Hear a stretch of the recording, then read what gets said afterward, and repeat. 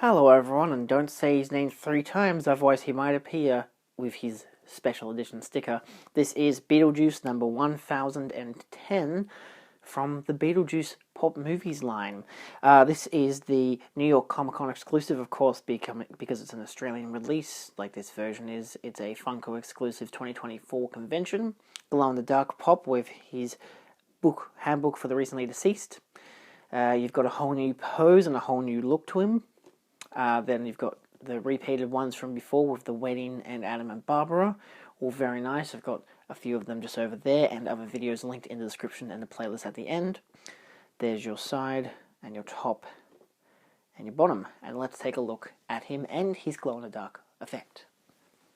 So firstly, here is Beetlejuice. Now, in contrast to the guide one, or hat, which is mostly what he's known as, it's quite a slightly different design, but of course this is a more newer design which actually works in tangent with the wedding one up there. Of course this is a much paler skin because it glows in the dark. So let's take a look more specifically at his face. So in this case, his mouth is more open, he's more himself about it, more, loud and about.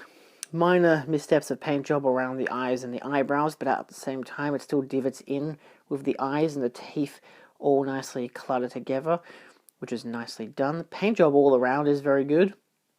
No real discrepancies. Even the hair is very nicely painted, very nicely molded, much like all of his previous designs.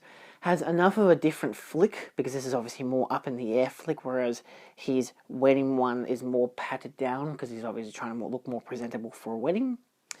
And then his more iconic costume. This is one I really, really wanted, because I don't care much for the original Beetlejuice pop vinyl designs. So this was perfect for me.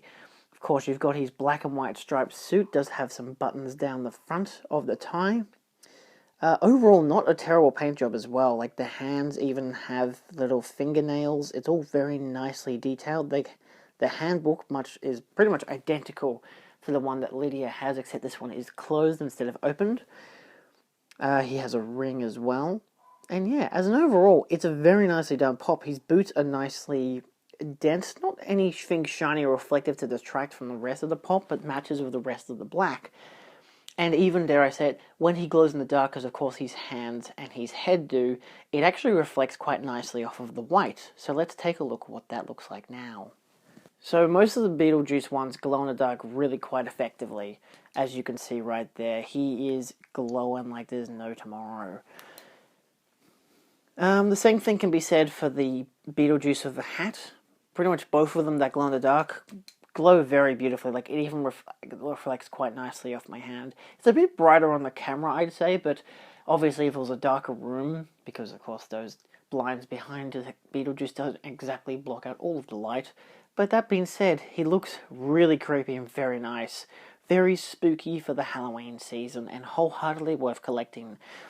Outside of that, thank you so much for watching this Collected Creations video. I love doing these Beetlejuice reviews, and if you do too, feel free to like, share, and subscribe for more, or check out my Beetlejuice playlist where I review all of the Beetlejuice pop vinyls except for the original 2 or 3 releases of the old Beetlejuice mold. Outside of that, thank you so much for watching, and we'll see you next time on Collected Creations. Adios.